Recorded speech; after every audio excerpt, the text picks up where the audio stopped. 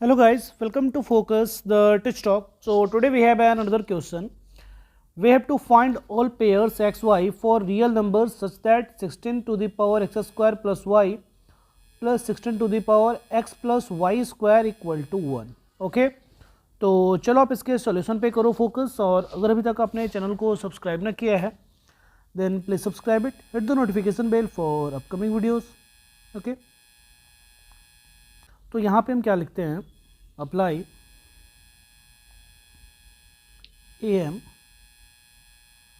gm on 16 to the power x square plus y and 16 to the power y square plus x।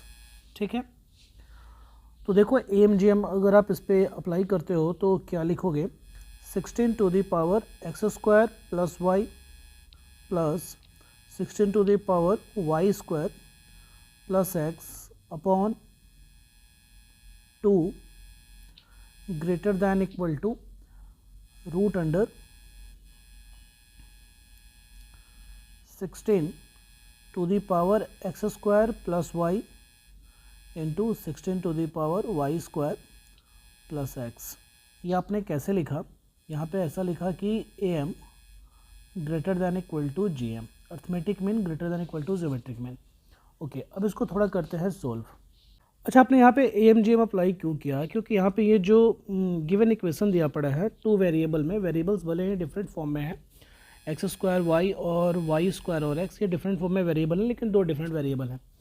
और ये दोनों जो होने वाले हैं ये दोनों पॉजिटिव ही होने वाला है, दोनों का सम जो है इक्वल टू 1 है। तो यहाँ पे चांसेस एक ही दिख रहा है कि इन दोनों को सोल्व करने के लिए, इसके थ्रू हमें आंसर पे पहुँचने के लिए, एक्स और वाई का वैल्यू पता करने के लिए हमारे पास ऑप्शन एक ही दिख रहा है कि हम ए एम जी एम का यूज़ करें।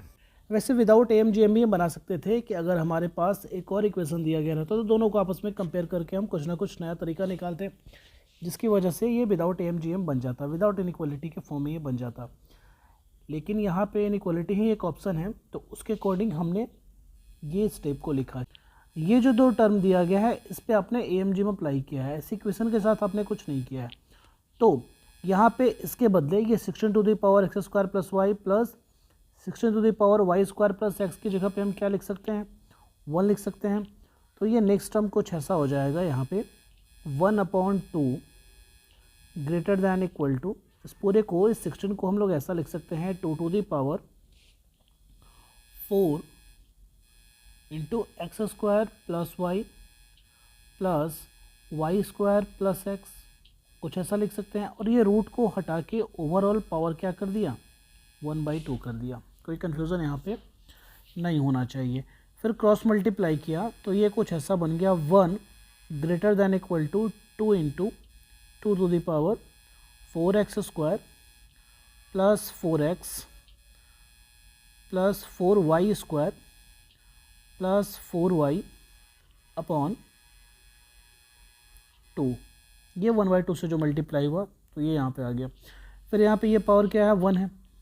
इसको आप अगले स्टेप में कुछ ऐसा लिख सकते हो, 1 greater than equal to 2 to the power 4x square plus 4x plus 1 plus 4y square plus 4y plus 1 upon 2। इतना आप कर क्यों रहे हो कि टोटल को आप थोड़ा इजी फॉर्म में लिखना चाहते हो। यहाँ पे आपको ये इजीली मिल गया, 1 greater than equal to 2 to the power 2x plus 1 whole square plus 2y plus 1 whole square upon 2।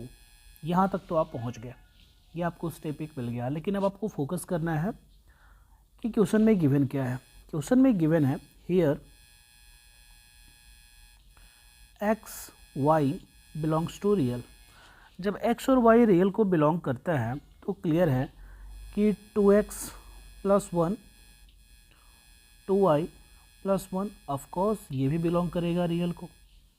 ठीक है, और रियल कुछ भी हो सकता है, पॉजिटिव नेगेटिव कुछ भी हो सकता है, but 2x plus 1 whole square 2y plus 1 whole square ये सीधा साधा बिलोंग किसको करेगा, रियल पॉजिटिव को बिलोंग करेगा।